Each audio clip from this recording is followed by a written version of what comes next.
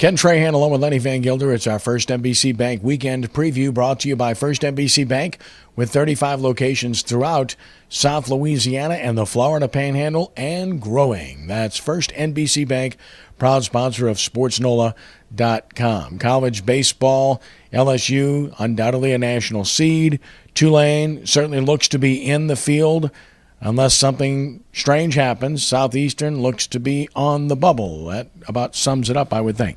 Yeah, the thing that's interesting this week of the season is you look at conference tournaments, unlike, say, basketball and things like that, yes, upsets happen in that. In baseball, all it takes is one hot pitcher to send you into the loser's bracket.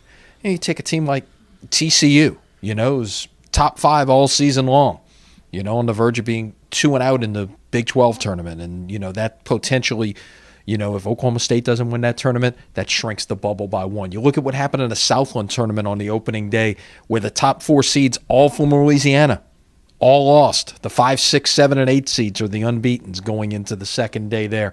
The tournaments that maybe you didn't expect to hold for them, like Tulane's tournament in the American Athletic Conference where you had so much balance in that league this year. It was very, very compact in the standings and a lot of really good teams. The seeds held there. So go figure here. And it's, hey, kudos to Tulane, a solid first day win. LSU with a huge comeback. Look, I think, certainly, as you said, LSU's a national seed regardless of what happens the rest of the way. Tulane looking more and more like they're on the good side of the bubble. Southeastern losing that first game, UL Lafayette losing their first game. You got to be a little antsy in those parts. It may take a deep run into the tournament. Everybody wants to know, can LSU win the national championship? The answer is a resounding yes.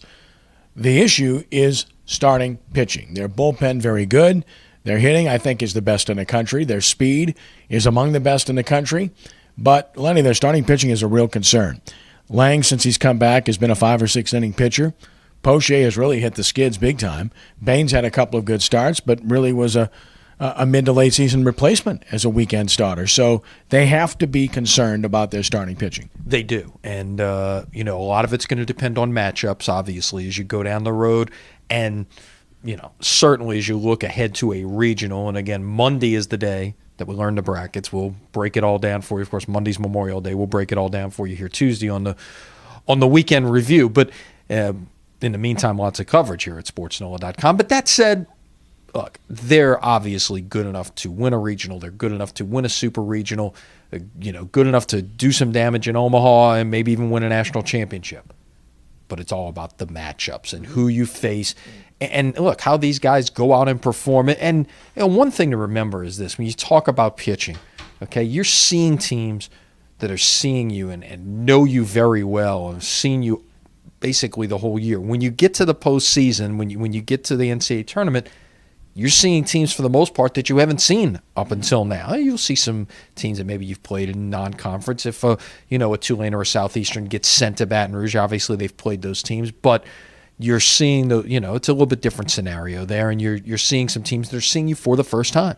For the second straight year, Delgado is on to the Junior College World Series at Grand Junction after beating St. Louis in a pivotal game to win their regional. So this is quite an accomplishment. They've been there 3 times very recently, 4 times overall. Great job by Joe Sherman's team. Yeah, great job to come back, and it's been real easy after blowing a couple of 4-run leads in that first championship game and then have a night to sleep on it. Been real easy not to bounce back the next day. They did. This is a very talented team. This is perhaps Joe Sherman's most talented team at Delgado. He's got 3 guys in the top 4 in that lineup who are headed to LSU next year. Cody Ducote is one heck of a hitter. We've seen him for a long time in these parts. We've known he could swing the bat from his days at Brother Martin. He's really excelled in 2 years at Delgado. One of the top hitters in the country and will be one of the top hitters in Grand Junction this week. Now comes the key for Delgado. They've been 3 times. They've never won a game at the World Series. Now it's time to get over that hump, and who knows? You win that first one, momentum may steamroll a little bit. We might be talking about Delgado winning a national championship come next week. Zephyrs, long homestand, 8-gamer. That's good. Playing good baseball and moving up in the standings. Yeah, and a chance to see what, look, we talk about prospects and things like that, but a lot of which you identify with, and minor league baseball is mascots. Everybody knows about Boudreaux here. Chihuahua. The Chihuahuas are coming to town this weekend. How great is that? The El Paso Chihuahuas, and that's a very, very popular mascot. I'll tell you another one we've been talking about, the new team in Biloxi, the Shuckers. I think that's going to be very popular, and they finally get in their home stadium a week from Saturday. Yeah, really nice place. I was over there 2 weeks ago, and it's a very nice facility, and people will enjoy that, and not a very long ride to go see it from the New Orleans area. Turning our attention to the Pelicans, the search is on. Scott Brooks' name has been mentioned. Permission to talk with Alvin Gentry. Rumors out there about Tom Thibodeau, but now the Lakers are said to be interested. In the final analysis, there's no doubt that Thibodeau's the key name and the hottest property. Calipari took himself out of it. Thibodeau's the guy. And there's no surprise at all that many teams seem to be interested in him, but he's still got a job. And I think the Bulls are basically holding him ransom and to see if they can get something out of someone else. Makes sense. You got something that's yours. I wouldn't just give him away for free. So, let's see. I think there's a long way. And look, there's not, free agency doesn't start until July. You've got a general manager in place. The draft. There's no hurry to do this. It's not like, other sports where you've got to deal with recruiting or, on a college level, or even on the NFL side where, you see these moves made usually by the Super Bowl. People have their coaches in place if they do make a change at the end of the regular season. There is not that hurry to have to get this done. The Saints, of course, continue their upheaval. Shane Graham, dressed in knickers, playing golf one day, gone the next day. And listen, Lenny, I think this is pretty much what we've seen in this offseason. Nothing safe, nothing sacred.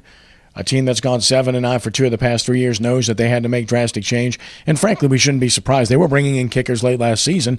During the season, even though the guy went 19 for 22, as I wrote in my blog, it's kind of reminiscent of when John Carney went 23 for 25 and lost his job after the 2006 season. Yeah, and the thing to remember is this, not to discount them by any means. These are kickers we're talking about. Kickers, somebody I think said once upon a time, the kickers are a dime a dozen.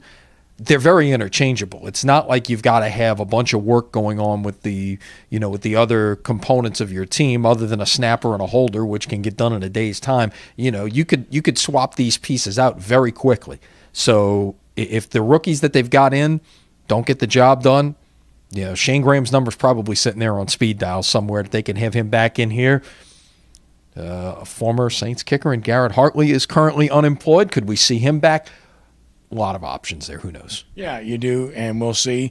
Sticking with football, the VooDoo back in action at home Saturday night against Jacksonville. They won the season opener against Jacksonville in a thriller, 51-50, but the Sharks have won 2 straight against really good teams in Cleveland and Philadelphia, and they'll come in with revenge on their minds, so this will be tough for the VooDoo. It will be. Should be a good atmosphere, though. Military Appreciation Night, that's a nice tribute. I know you saw one last week in Cleveland. And that's a nice message, especially here on Memorial Day weekend, to reach back out to the military. Yeah, looking forward to that. And Ron Maestri, of course, as you know, retired from UNO. Nice feature up on the website right now. And you and I were with him the other day. He seems to be very relaxed and at peace with things. I think so. This was, it was a, I don't want to say a head-scratching move 2 years ago when he chose to do this, but it was one of those things where you said, how long is he really going to be in this for? Maybe best case you thought 3-4 years. 2 years. He is leaving this program in a better position than how he found it. Even though wins and losses don't reflect that, it's a program with it's an athletic department with a lot of challenges out there, and he's taking his little piece of it, and he has made it better. Congratulations to Michael Lewis and Tyrone Hughes for being elected to the Saints Hall of Fame for 2015. Video and story at SportsNOLA.com. Doug Thornton of SMG for receiving the Joe Gemelli Florida Lee Award. And we talked to Doug and then talked to Jay Cicero about a number of topics, and one of those would be Super Bowls. And New Orleans is back in the mix, although you'd have to say it's an uphill climb with 2019 and 2020 in comparison to Atlanta and Miami. Atlanta, definitely. Don't be so sure about Miami, and I'll say this for 2 reasons. One, it's not a new stadium, it's improvements.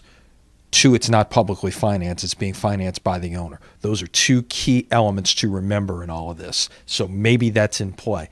The other thing to watch for that's coming down in the next week, story up on Thursday at SportsNOLA.com with video with your chat with Jay Cicero about it is the College Football Playoff Championship game. That's really become a collaborative effort. It's not just the Sugar Bowl anymore. The Sports Foundation's involved in it. The Saints are involved in it and what it takes to make it done. Maybe state finance is involved in it. Watch what goes on in the legislature here the next few days. And whether that bid will actually take place. The deadline for that is coming up next week for them to submit a bid. Everybody else has kind of laid their cards out on the table as to whether they're bidding or they're not bidding around the country. New Orleans is the one that has not said what they'll do. And finally, a professional sporting event for the New Orleans area we spoke to Jay Cicero about as well, and that's a beach volleyball event Friday through Sunday in Kenner that has some of the greatest players in the world here. Yep, Kerry Walsh-Jennings is a 3-time Olympic gold medalist. Anytime you start talking about Olympic gold, you got the best of the best out there.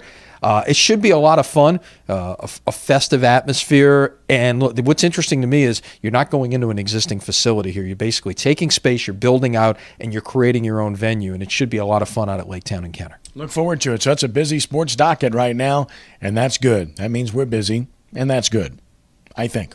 Lenny? Thanks for the visit. Have a great weekend. All right. Have a great holiday weekend. We'll see you Tuesday. That's our First NBC Bank weekend preview brought to you by First NBC Bank with 35 locations throughout Southeast Louisiana and the Florida Panhandle and growing. That's First NBC Bank, proud sponsor of SportsNOLA.com. Have yourselves a great Memorial Day weekend. Until next week, I'm Ken for Lenny. God bless you.